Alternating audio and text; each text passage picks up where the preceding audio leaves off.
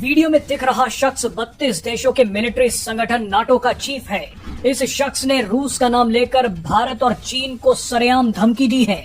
अकड़ और अहंकार में नाटो चीफ ने कहा है कि सुनिए, आप चीन के राष्ट्रपति हो, भारत के प्रधानमंत्री हो या फिर ब्राजील के राष्ट्रपति, अगर आप अभी भी रूसियों के साथ बिजनेस कर रहे हैं, उनका तेल और गैस खरीद रहे हैं, तो आप समझ लीजिए कि अगर मॉस्को में बैठा आदमी यानी पुतिन शांति वार्ता को गंभीरता से नहीं लेगा तो इसका खामियाजा आपको भुगतना होगा। पुतिन ने अगर शांति वार्ता पर साइन नहीं किया तो इसकी कीमत भारत और चीन को चुकानी पड़ेगी। ये धमकी और अकड़ वाला बयान आपको आगे सुनवाएंगे। आप बयान में नाटो चीफ के हाव भाव और शब्दों पर खास तौर पर गौर कीजिएगा, लेकिन पहले कहानी समझ लीजिए। दरअसल भारत और चीन को धमकी देने वाले ये शख्स नाटो चीफ मार्क रट हैं। मार्क रट ने गैर कूटनीतिक शब्दावली का इस्तेमाल करते हुए भारत, चीन और ब्राजील को रूस के साथ बिजनेस न करने की चेतावनी दी है। मार्क रट ने खास तौर पर कहा है कि चीन और भारत जैसे देश अगर रूस के साथ व्यापार करना जारी रखते हैं तो उन पर 100% सेकेंडरी सैंक्शंस लगाए जा सकते हैं।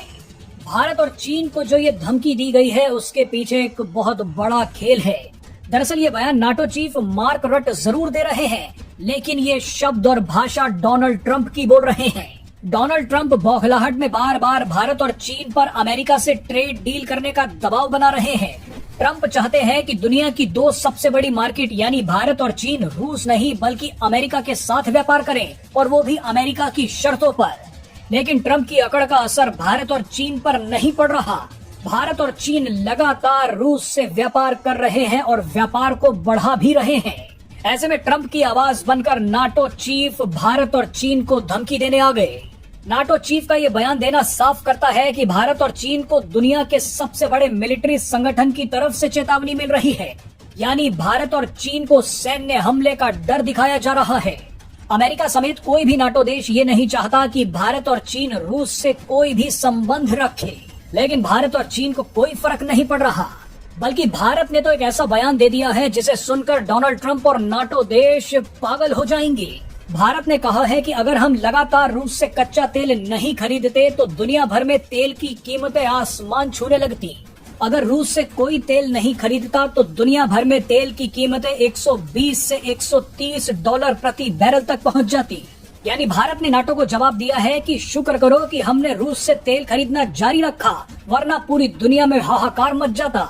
भारत कई बार नाटो देशों को बेनकाब करते हुए बोल चुका है कि पश्चिमी देश खुद तो चुपचाप रूस से गैस खरीद रहे हैं, लेकिन उन्हें तकलीफ है कि भारत रूस से तेल क्यों खरीद रहा है।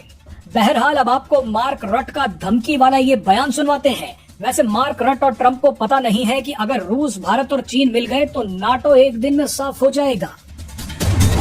If you live now in Beijing or in Delhi, or you're the president of Brazil, you might want to take a look into this because this might hit you very hard. So please make the phone call to Vladimir Putin and tell him that he has to get serious about peace talks, because otherwise this will slam back on Brazil, on India and on China in a massive